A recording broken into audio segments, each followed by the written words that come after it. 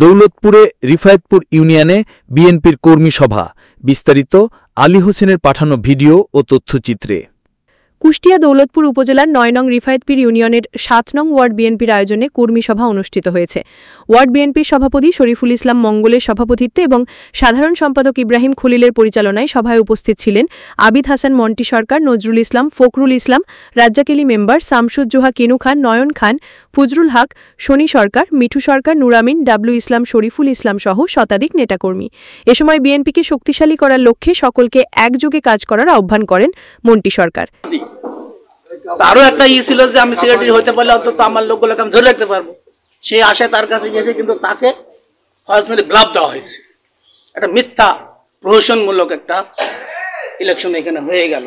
প্রতিটা ইউনিয়নে তাদের মতন লোক সেট করে আজকে এই ইলেকশনটা করলো। তার মানে কি, আমরা মুঘল শহরের ইলেকশনে ভোট করে দেখেছি আমাদের 13 থেকে 14,000 নিজস্ব আত্মীয় স্বজন আছে ভোটার।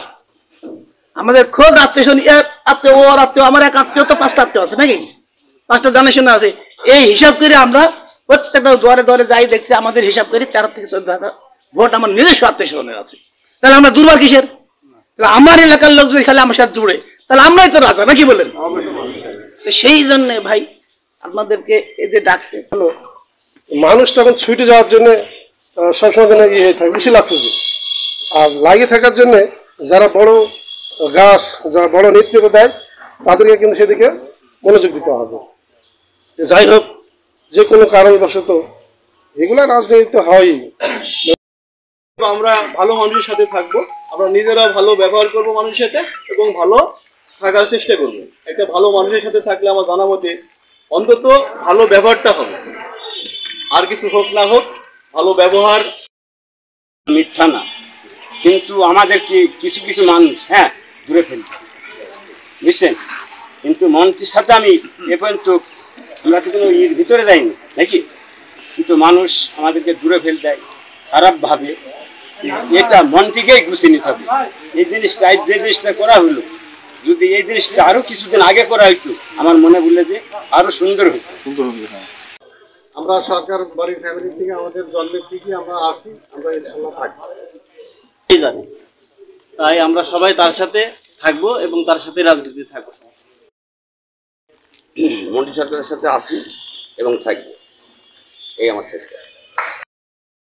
যত পিছনের ভুল ভ্রান্তি যে যে দল করেন না কেন, আমরা সব এক কাতারে থেকে আমরা কাজ করব, সামনে আগাবো। এবং আমাদের জন্য কোনো সমস্যা হয় তাকে বলবো, আমাকে বলবেন। এই আছে, অনেক লোক আছে আমাদের এখানে, এই লোকগুলোর মাধ্যমে দেখবেন যে এক জায়গায় বসলে সেই সমাধানটা বেরিয়ে আসবে। আমার ভাই বলতে আমার ভাইকে আমি চাই এই ফ্যামিলি থেকে শক্তভাবে রাজনীতিটা ধরে রাখতে। কারণ হচ্ছে চাচা ভাইকে দুজনাতেই মতলক্ষ না করে আমাদেরকে ডেকে অথবা রিফায়েতপুর তুমি চিন্তা করো না, তুমি আরো 13টা ইউনিয়ন আছে, সেই দিকে সংগঠনের দিকে আগাও, তাদের সাথে পরামর্শ, তাদের সাথে আগাও। রিফায়েতপুরের জন্য আমরাই যথেষ্ট। আমার দোস্ত আছে, আমাদের কমিটির তো আছি, রাজ্জাক আছে, আমরা আছি। রিফায়েতপুর আমরাই ঠেকাবো, তুমি বাইরে আগাও। মন্ত্রী সরকার কিন্তু হয়তো আপনাদের সাথে আলোচনা করেনি, কিন্তু আজকে দৌলতপুর থানার একটা ম্যান হয়ে দাঁড়াইছে। রুবেল সরকারকে মাইনাস করার জন্য রাজনীতিতে কিন্তু অনেক চেষ্টা করা হয়েছে, এবং মন্ত্রী সরকারের যে উত্থান হয়েছে, মন্ত্রী সরকারকে মাইনাস করার জন্য গত রাজনীতিতে যে কত রকমের রাজনৈতিক খেলা তৈরি হয়েছে, এটা আপনারা কেউ জানেন না। শুধুমাত্র ইউনিয়ন পর্যায়ে না, ওকে ফেল করানোর জন্য 10টা ক্যান্ডিডেট 10 জায়গায় সেট করে দেওয়া হয়েছে, যে এই জায়গাটাই ও ভোটটা পাতে পারে।